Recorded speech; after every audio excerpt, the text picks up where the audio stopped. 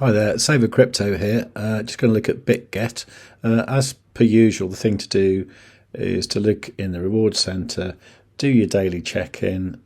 And you can see this morning I did my check-in for the 5th day, so I've now got an extra 26 points. So looking at my points here, I've got 511 points. And if I wanted to, I could turn that into something. What could I turn it into? 5 USDT. Okay, it's not gonna be amazing, but it is money for nothing.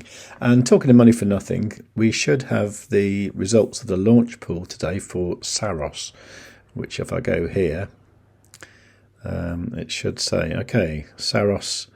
Oh, it ends in 46 seconds.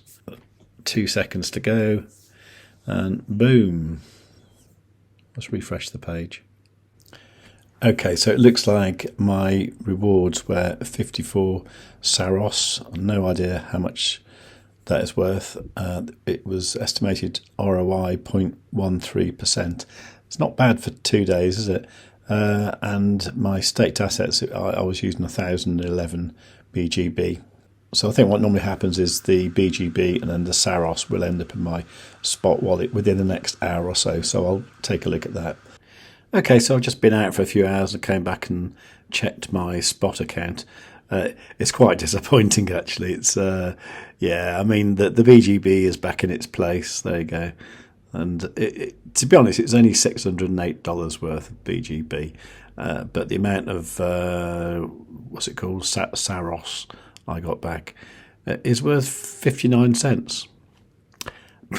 But whatever, I mean, it's free money, isn't it? I think, to be honest, all I'm going to do here is I'm going to convert the small amounts to BGB, which will probably include that. Yeah, it does. And I'm going to get 1.58 BGB. There you go. That's that one done. So I think the thing to learn here is the fact that not all launch pools are equal. I mean, this one yielded very little. The one before was quite good. And I think generally it's worth having some BGB so you can participate in these things. Now, one thing I did think was, how much does BGB vary against Bitcoin? And if you think that's us today on Saturday, that SAROS thing was launched on Thursday. It did actually increase quite a lot on Thursday, didn't it?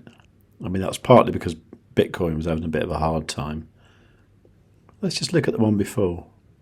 So Rabbit was a 2-day one that started on the 10th of January. So 10th of January, then it ended on the 12th. And that went up quite a bit, didn't it? What's that in percentage? 8%?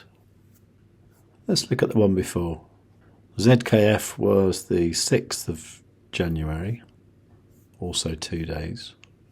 Okay, so this one here, this wasn't so good because it actually came down a bit in value between the 4th and the 6th. And that was because Crypto and people like that were spreading the FUD about Bitget.